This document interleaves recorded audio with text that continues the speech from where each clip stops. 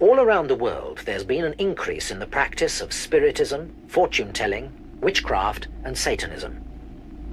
This video seeks both to warn and inform the viewer about the possible dangers of any involvement with the occult. Hey, it's incredible, isn't it, the amount of people we've actually met along the way who've needed to have been set free from involvement in the occult and other practices.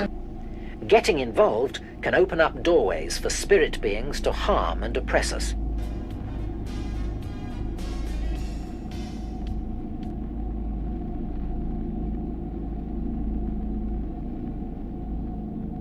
This story really begins with an unremarkable couple from a small village in Bedfordshire that few of you will likely have heard of. Their names were Horace and Madge Groom, and they were full of guilt. Their local church had been abandoned many years ago, with a new church set up closer to the village.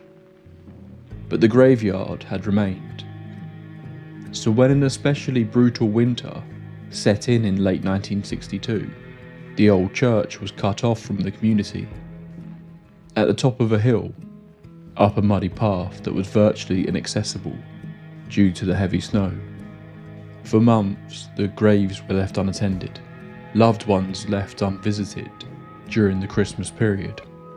But as soon as the first warm sun rays of spring began to hit, and the snow slowly began to melt away, the grooms took their moment to head up there and visit their relatives, with the intention of cleaning up any mess caused by the long winter.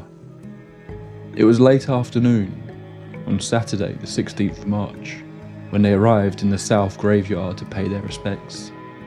At the same time, they glanced up at what now remained of the once beloved St. Mary's Church, now just a shadow of its former self, its walls cracked and broken, its roof stolen by thieves. What was once a monument to the community's faith in God was now just an empty shell. But then they realised they weren't alone. They could hear something. They paused as the cool spring breeze brought to their ears the gentle laughter of children. The grooms finished up what they were doing and went to the other side of the church to see who was there. From a distance they noticed two small boys sitting on the floor. The couple approached them, and as they did, they realised they weren't local. They didn't recognise either of them, but they seemed to be playing with something. The couple's first instinct was that the kids had pulled something from one of the graves, or the church itself, and they rushed over to make sure these two children weren't vandalising the church. But then, they froze in their tracks. Madge Groom took in a short, sharp intake of breath in shock. The two boys turned around and stopped laughing, realising they were no longer alone. That was when the grooms got their first good look at what the children were playing with. It was a human skull. No one who stood outside the church that day knew what they had just set in motion. A discovery had been made that pointed to there being something very dark going on in the shadows of this idyllic, rural area. This is a tale of ancient rituals, a cursed priest, of ghosts, of conspiracy, of high strangeness, and even murder. A tale that saw a priest driven into exile and made an entire country believe that there were people out there practicing something dark, something they didn't quite understand. This case feels like something ripped straight from the plot of a folk horror tale, but seemingly, it all really happened. Get yourself a warm drink, dim the lights and get comfortable. We've got quite the rabbit hole to go down tonight. This is the case of the Black Magic Church of Clophill. Welcome to the Tape Library. Just a few bits of housekeeping before we begin. I want to take a moment to welcome our sponsor for this episode, Manta Sleep. If you are a long-time listener of the Tape Library, you will know that Manta has been supporting the show for a few years now. We've continued working together because I genuinely love their products. They have a wide range of high quality, extremely comfortable sleep masks and other sleep related products. I'm really fussy about sleep masks, and despite multiple attempts I could never get on with them, but Manta Sleep's masks have really worked for me. I really like the different options they have to try and provide something for everyone. If you want a recommendation, their Sound 2 mask is the best of the bunch in my opinion, and has the added benefit of having razor thin Bluetooth speakers either side. You barely notice they are there, and they are perfect for falling asleep listening to spooky stories. I've also just got hold of their white noise machine, so I'm going to be giving that a try in the next few weeks. I'll let you guys know what I think of it very soon. Use the link below or the code TAPE at checkout to get 10% off your order and support the show. Thank you to Manta Sleep for their continued support. I'm here every couple of weeks bringing you real life cases of the strange and the unexplained. So if you want to hear more, please be sure to subscribe. Just to pre-warn you, this episode does contain brief references to a number of topics that might be upsetting to some, including sexual assault and animal cruelty. So if you're particularly sensitive to conversations about these topics, it might be worth skipping this one. With that out of the way, let's begin tonight's story. To tell the story of Clophill, we first have to look at the history of two different elements of this story that were unknowingly on a collision course with one another. The first is the church itself. There are many rumours as to why the old St. Mary's Church was located where it was, around half a mile away from the village.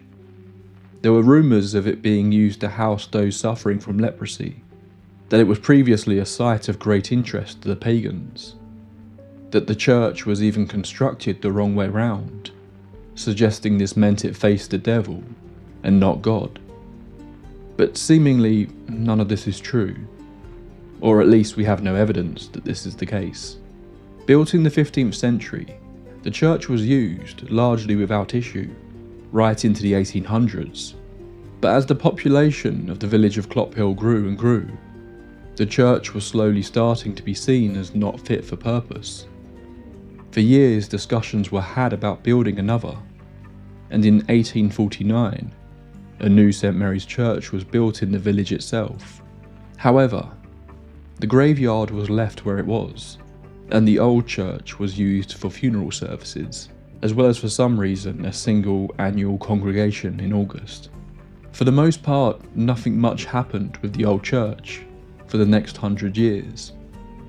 Although in the early parts of the 20th century, we can find a handful of references to the fact that the old graveyard had developed a reputation for being the target of body snatchers, and that human remains had been dug up on numerous occasions, and remains found in nearby farm fields.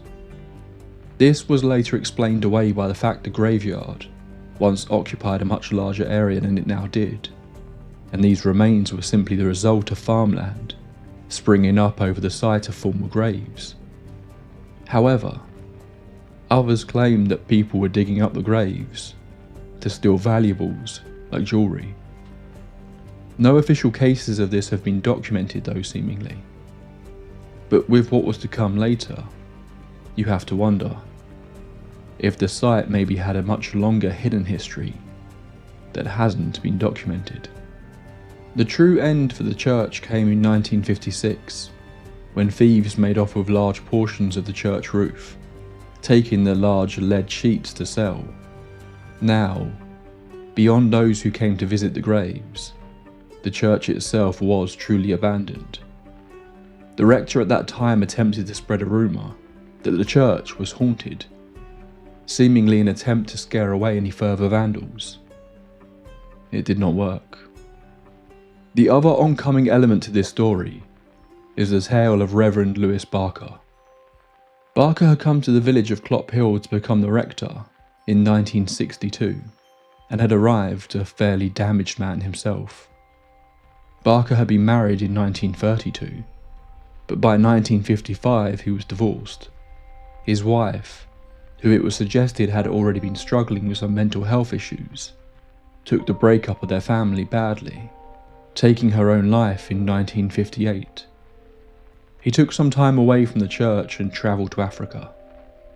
But just a few years later he returned ready to work. and was sent to take over Clophill. Numerous references have been made over the years that Reverend Barker seemingly had a drinking problem, but he was widely liked by the community of Clophill and welcomed in quickly.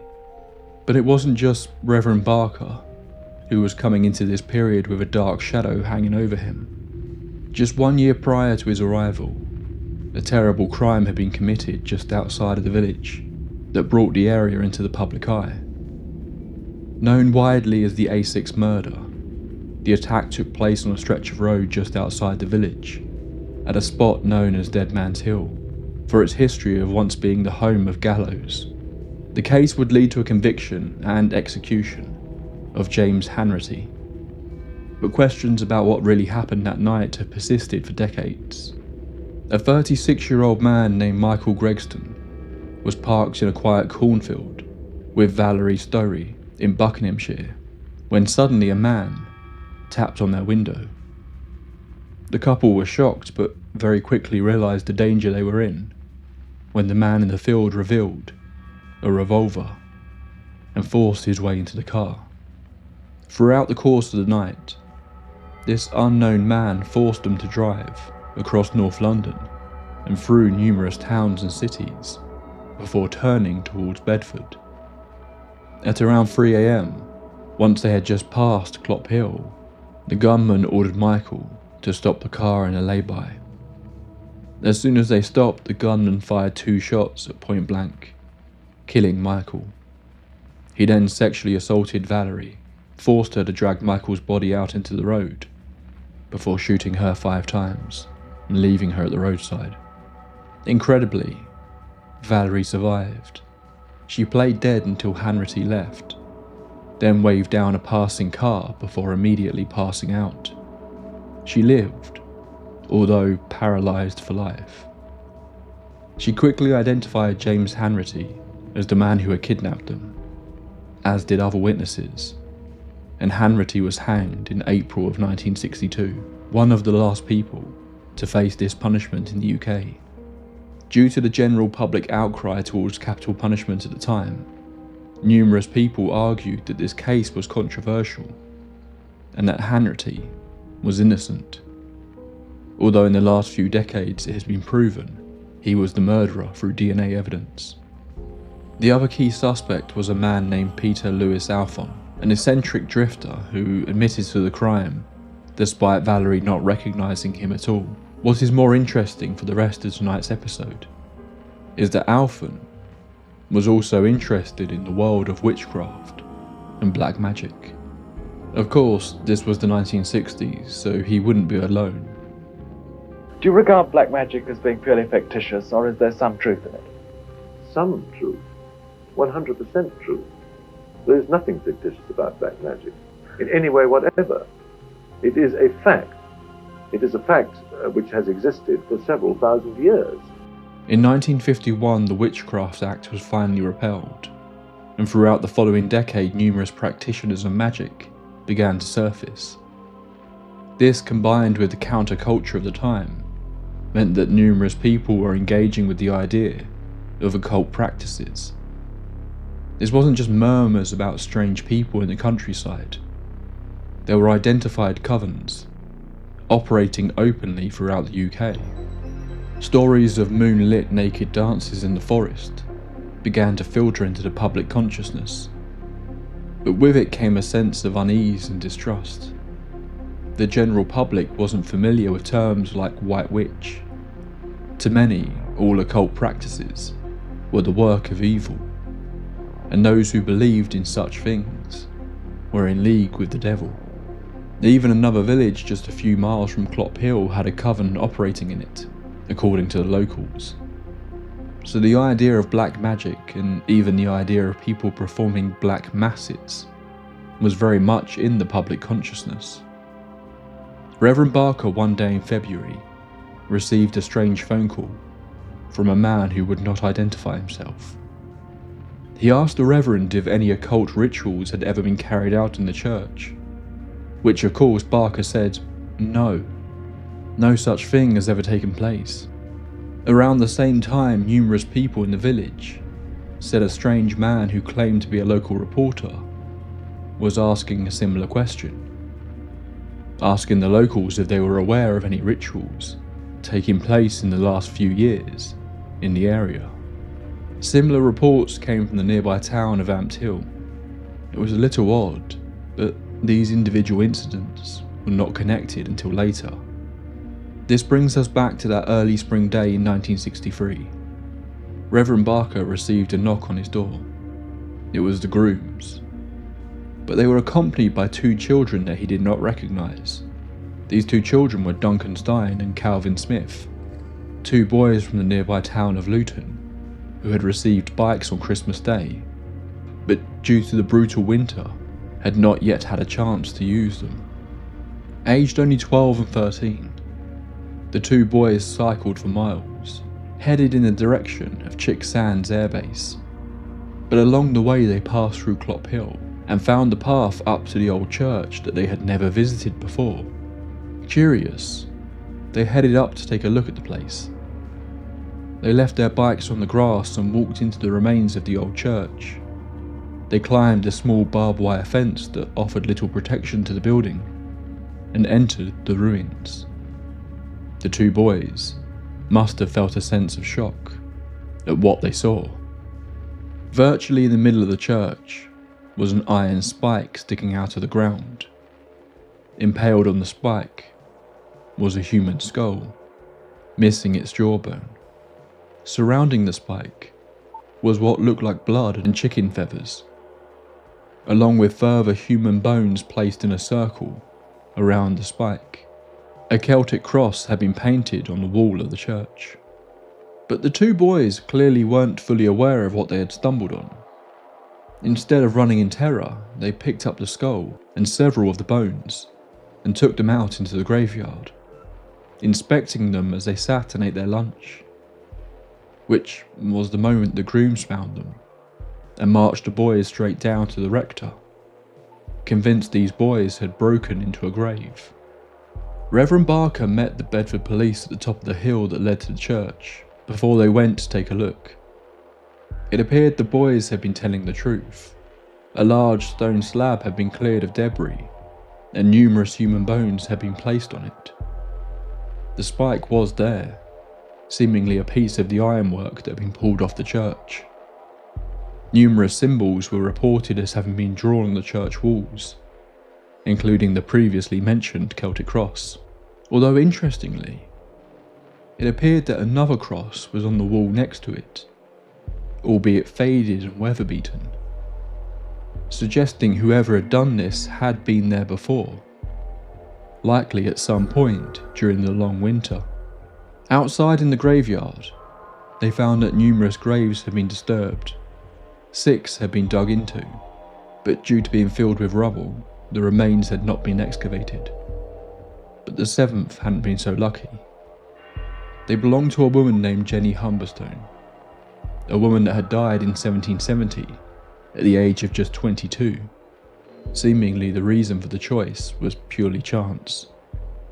It took 4 policemen and the rector to pull the stone slab that covered her grave back into position, which caused an instant moment of revelation for both the police and the reverend.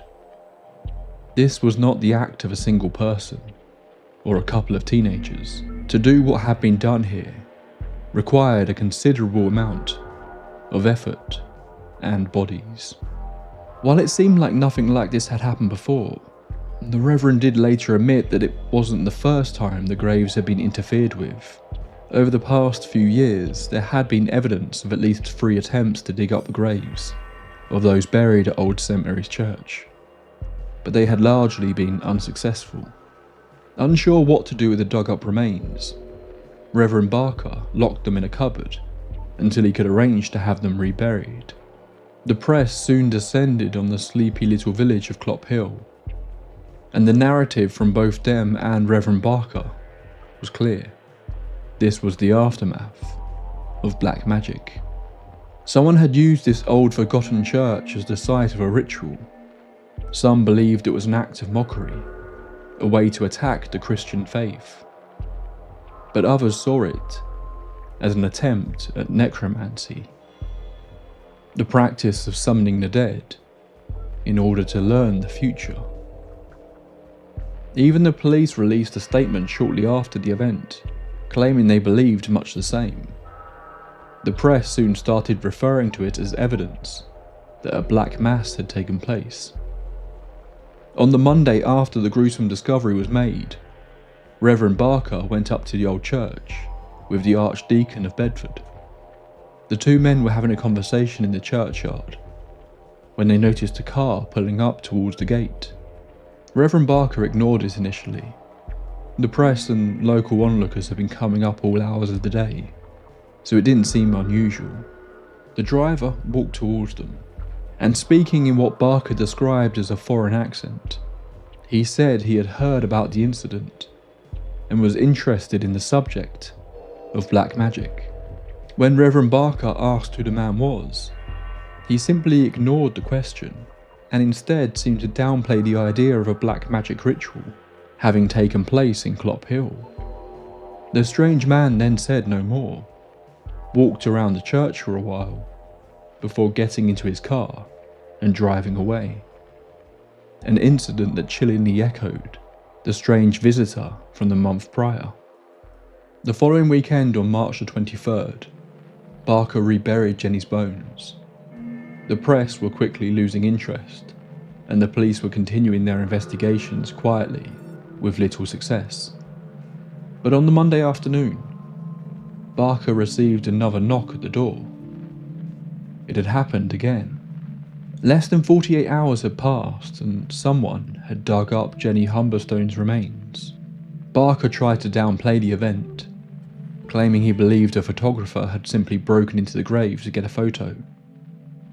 But again, the stone that lay over her grave was not an easy thing to move. It would require multiple men to do it. He decided again to hide the bones, until he could create a more permanent way to keep the grave safe. Despite the dying down of press interest, an ITV television crew appeared on Wednesday the 27th, wanting to cover the story for the show this week. The presenter of the segment, folklorist Eric Marple, recorded the segment in Jenny's open grave, climbing down a ladder to stand in it.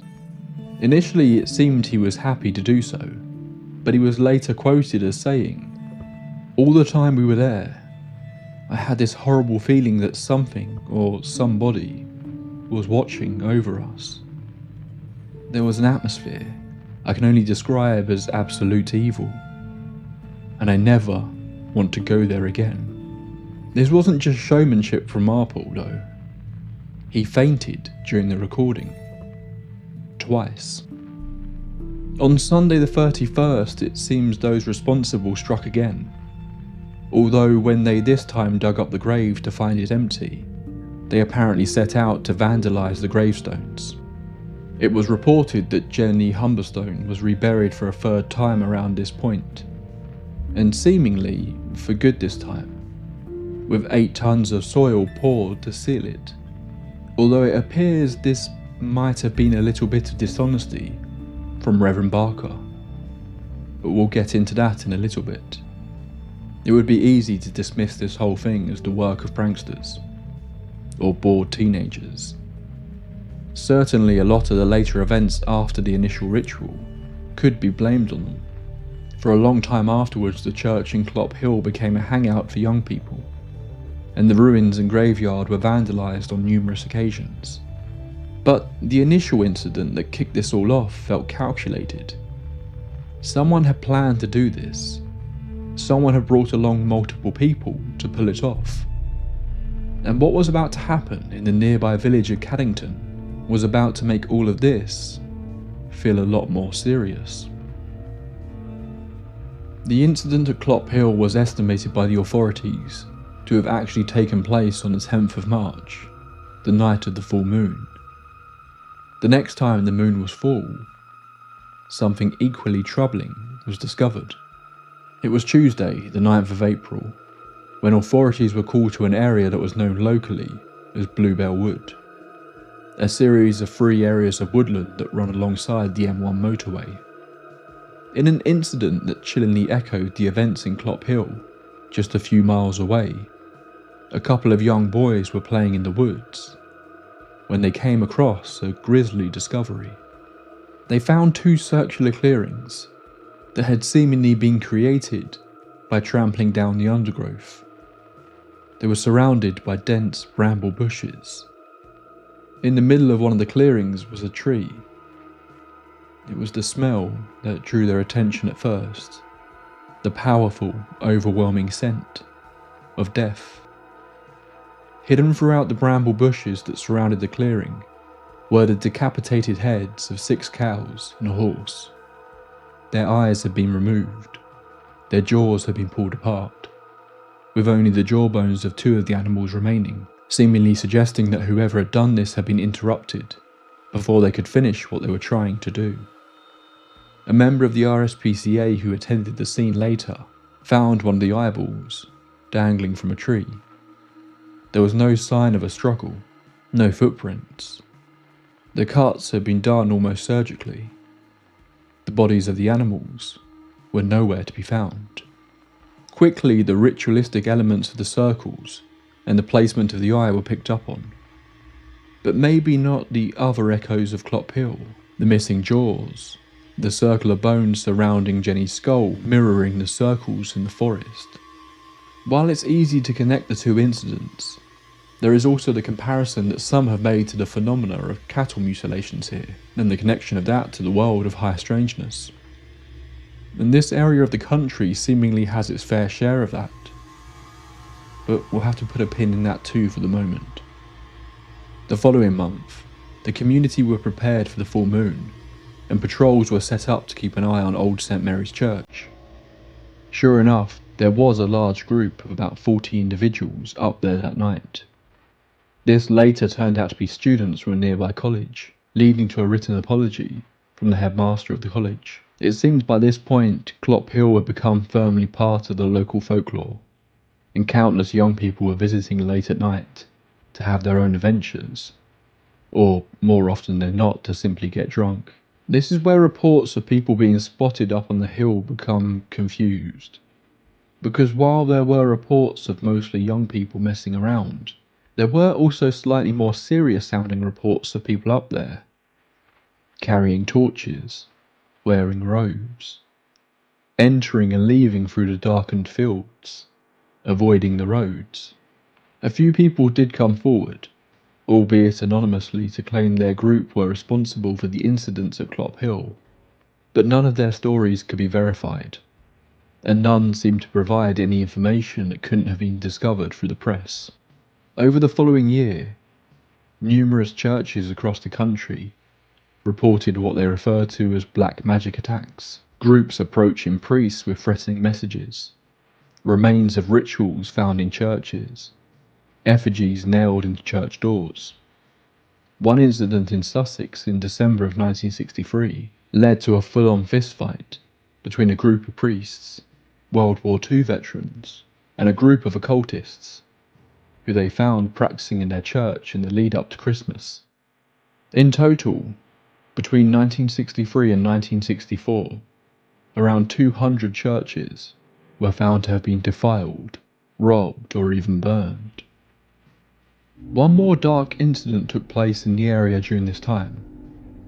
While there is no direct link to the events, I think it's worth bringing up, just for us to have multiple disturbing accounts all taking place within a small rural area of the country, within the span of just a few months, is interesting.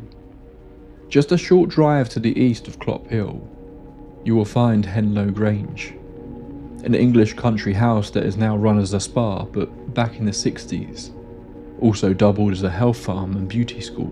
The dark side of this place is now mostly associated with being the location of at least one of Jimmy Savile's horrific crimes.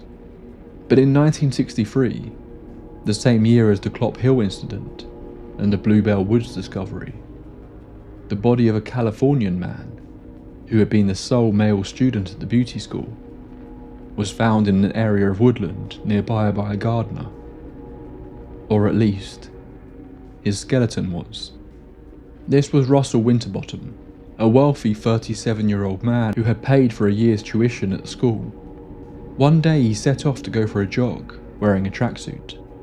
Then he didn't come back. This was in early October. Police searched the area for him for some time, but no trace of the man could be found.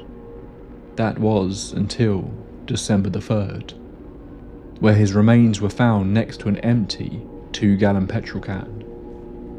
A second 5-gallon one was found nearby, still full. The police's official report was that the man had set himself on fire, although seemingly no motive for this act was ever identified. No reports of a fire were spotted, and the police didn't find him during their search, despite him still being close to the school. The entire incident was odd. While the attention surrounding Clophill died down, it didn't end for Reverend Barker. Barker had become the focal point for anyone interested in Clophill, and in among the letters he had received on the subject, he was also receiving dark, rambling messages from those with a supposed interest in the dark arts. The old church was constantly being vandalised and visited by not just troublemakers, but those interested in the occult. The police did step in initially, but as time went on, many claimed that they instead seemed more interested in keeping people away from the area, so that those who were actually there to conduct rituals could continue in peace, as though they had decided that they couldn't stop it, so it was best to keep the general public at bay to avoid any further violent incidents.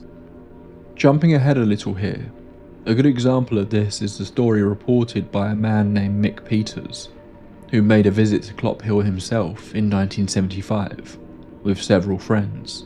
A group of bikers all wanting to see if there was any truth to the reports that on Halloween each year, a black mass is carried out at the old church. Of course, the group rocking up in the local area quickly got a lot of attention. When in one of the local pubs they asked about the church, the whole room apparently went quiet. Mick had first thought that the locals were playing along a little, when he noticed a lot of strange items being hung in the windows and above the doors of the pub, as though they were there for some sort of protection, feeling much like the opening of a Hammer Dracula movie. Still, Mick along with a few others headed up there. As they grew closer and closer, numerous members of the biker group fell back, not wanting to admit it, but growing increasingly fearful of stepping foot in the church grounds. By the time they reached the church, there were only 3 of them. But that didn't mean they were alone. They crept among the gravestones and could see the church was lit up. Through one of the entrances, they could see numerous people in there. Large black candles were scattered around. There were 2 women standing naked in the centre, with numerous others dressed in blue cloaks standing around them. He compared their clothing to that of a monk's habit. All of them were chanting, but they couldn't really make out what was being said. They decided to try their luck and get a little closer. Just moments after they did, the birds flocked out of the trees into the night sky, and all 3 men ducked in panic as they heard what they were convinced was the blast of a shotgun. This was all the warning the 3 men needed. They ran as fast as they could.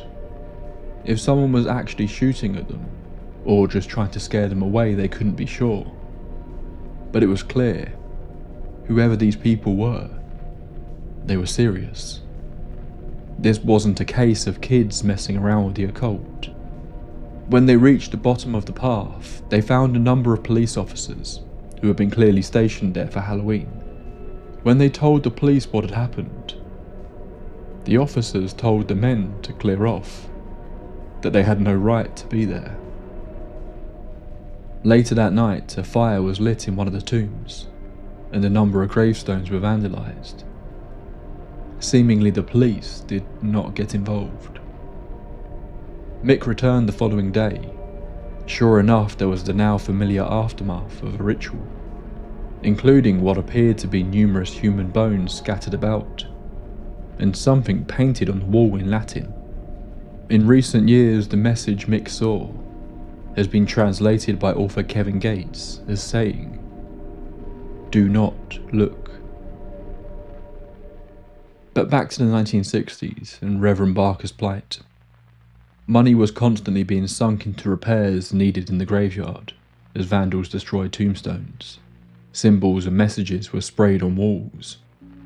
Reverend Barker was not a young man, and the stress of all of this was really starting to get to him. Increasingly, people reported seeing the priest drunken, unshaven. The new church also began to have its own issues, and it seemed likely it would have to be demolished if significant money wasn't raised to repair it.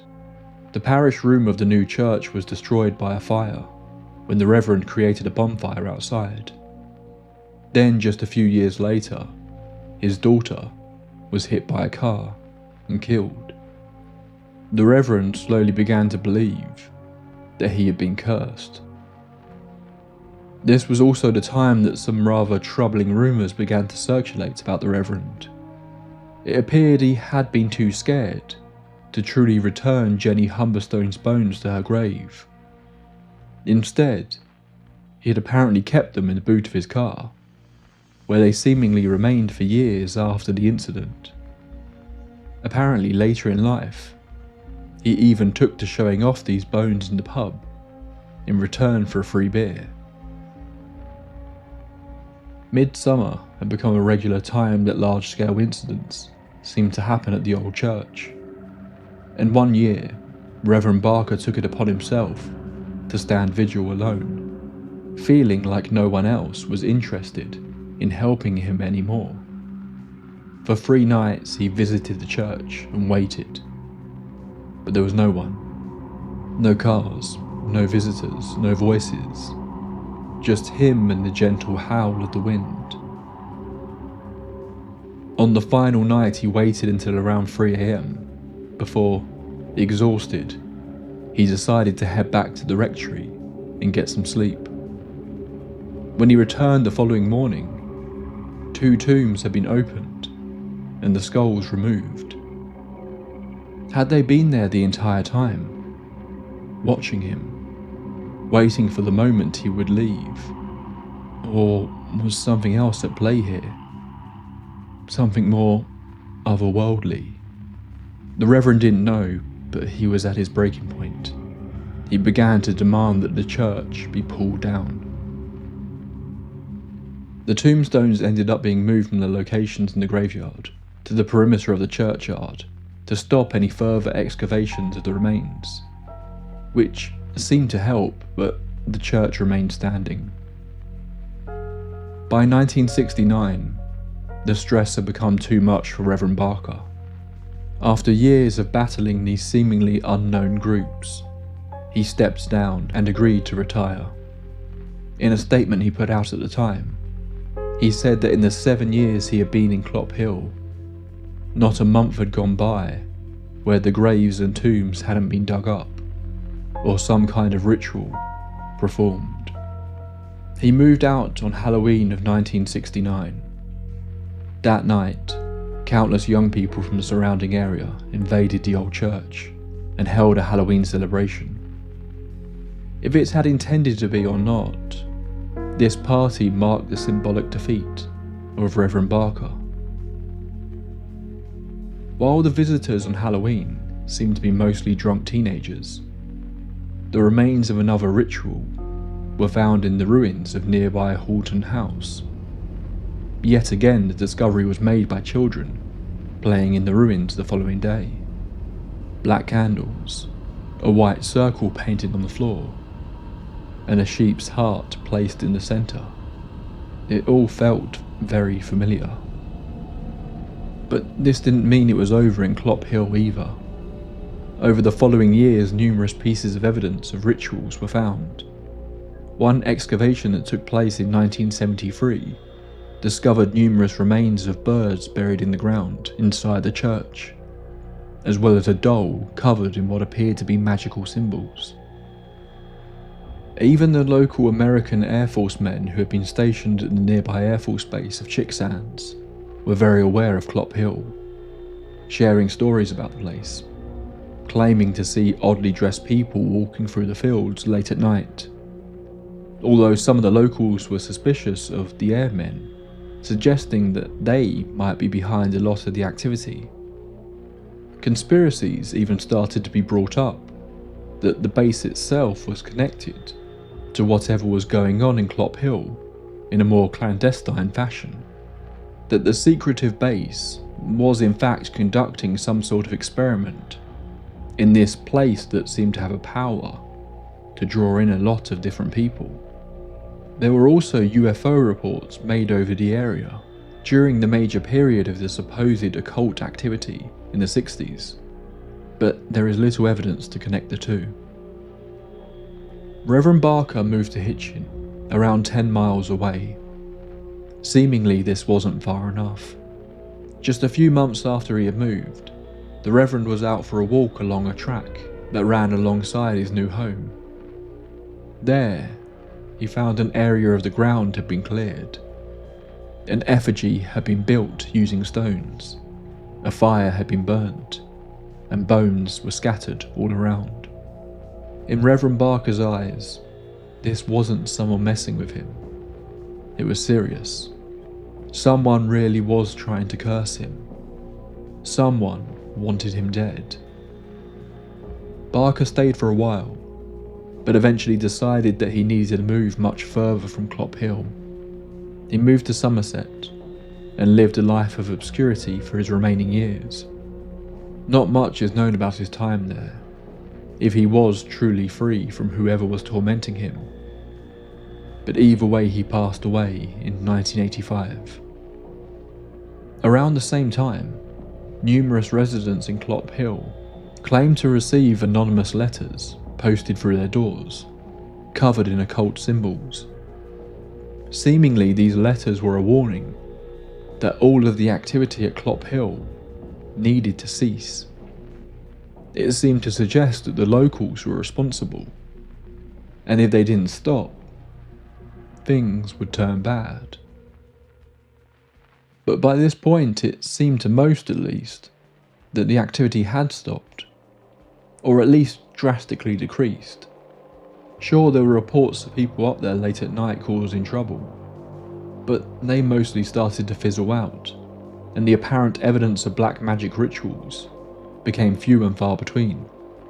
But that didn't mean that Clophill was free from the strange, because from the moment the Reverend left the area, a new phenomena seemed to spark up. The first documented report of a ghostly sighting in the area came just a few short months after Barker moved away, during the Christmas period of 1969. It was the early hours of the morning, when a local newsagent named Lawrence was out delivering papers with his wife. They were travelling on one of the lanes close to the church, when they saw a light in the distance that they assumed was a cyclist. But as they approached one another, he realised it was a man on a horse, carrying a lantern.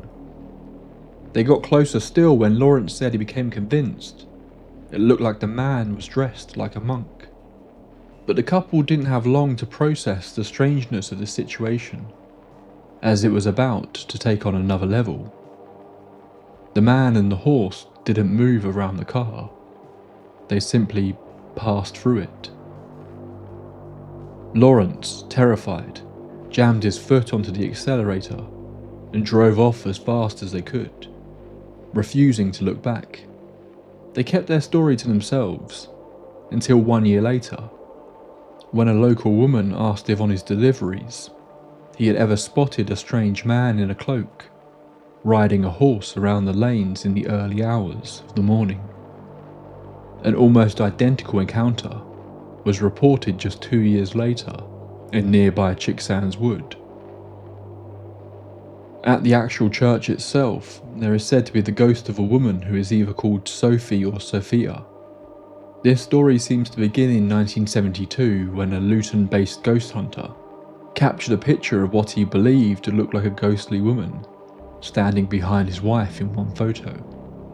Although the rumours of Sophia's ghost seemed to spread back further, it became easy to connect this story with the photograph when a tomb was discovered right under where the spectre in the photograph was said to have been standing, belonging to someone called Sophia.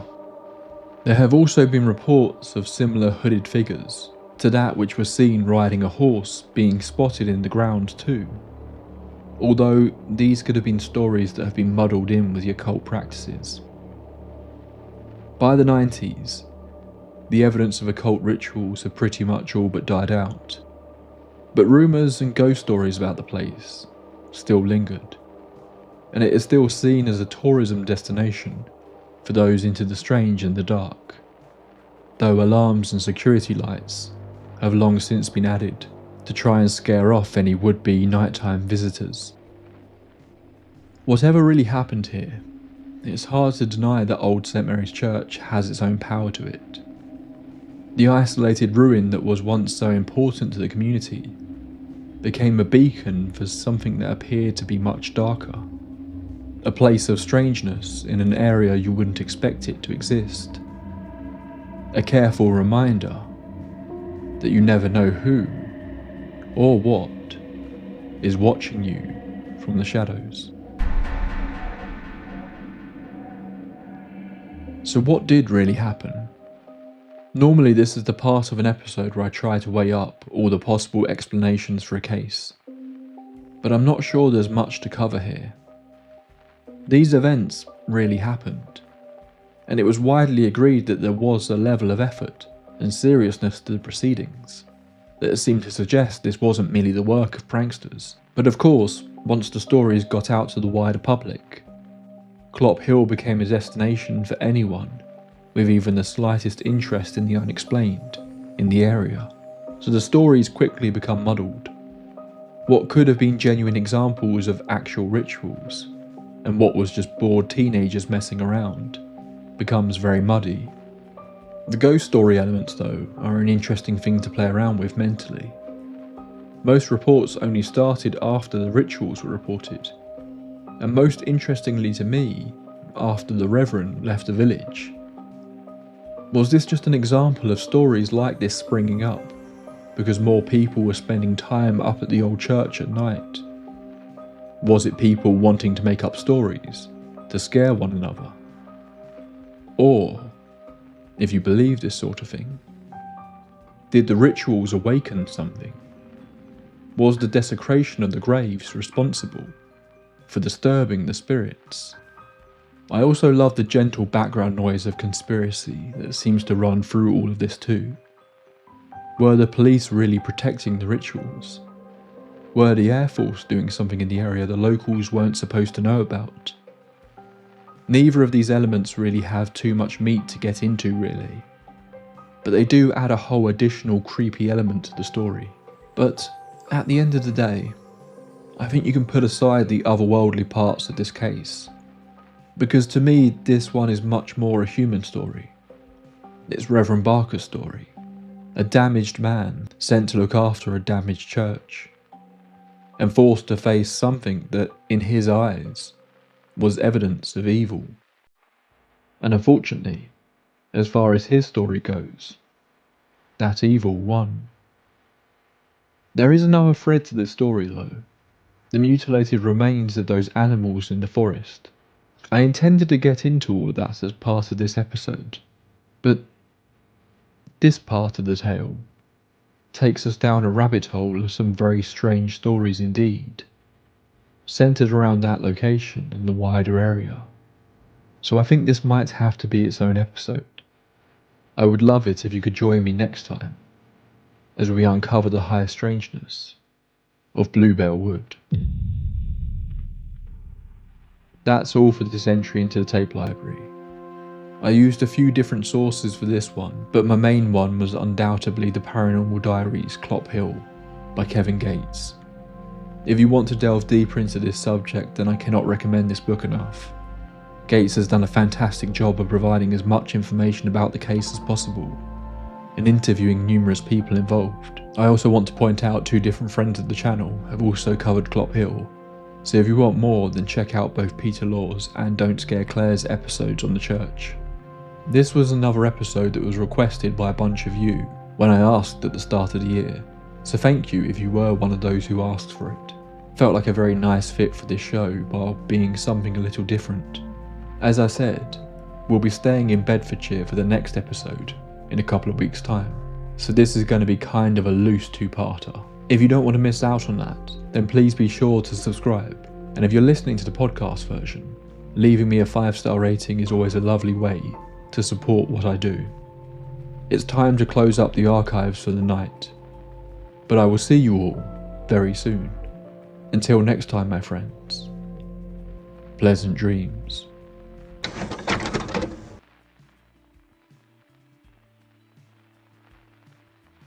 This episode was made possible by the kind donations from those on Patreon. First up, our tape library archivists, Shan Harding, Adam M, Edgar Allan Ho, Adam Grantham, The Magic Pumpkin, Lucas Wiles, Yenok, Aurora, Lee Borix Johnson, Now and Zem, Pat McShay, Pantherpaw, The Elusive M, Yoinks and Away, The Bisexual Moon Cult, Emulated Phoenix, Jamie Long, Lisa Mary Sheridan, Gaffy over G, Plum Blossom, Gina Britton, Emily Carlin, Sarah Boyd, Thomas Boatwright, Stephen Lutman, Crystal E, West Virginia Vegetable Man, Dawn Swan, Tina S, Sean Miller, Juno, Joseph Conderla, Jolly Jedi, Pixelina, Joe, The Crimson DM, The Detective, Jean Janine, Darla, Alfredo Sandoval, Midia Zabine, Dominic DeAngelis, Dagon Odorleg, Judith Hacker, Eric Salas, Mirashard, Adeline, Ashlars Books, Gabrielle Umaka Grimm, and Sandy Lusk.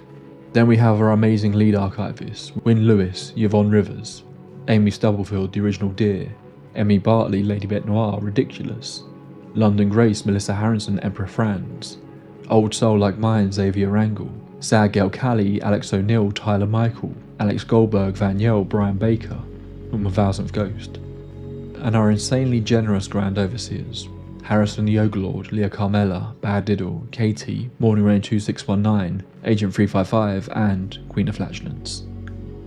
Thank you to them, all of my junior archivists and my members on Patreon. Your support makes this show possible. If you want to join us over on Patreon, there's a few little perks and a chat that we often have conversations in. It's also where I normally first share any news about the channel. Links to all of that can be found in the description. Thank you.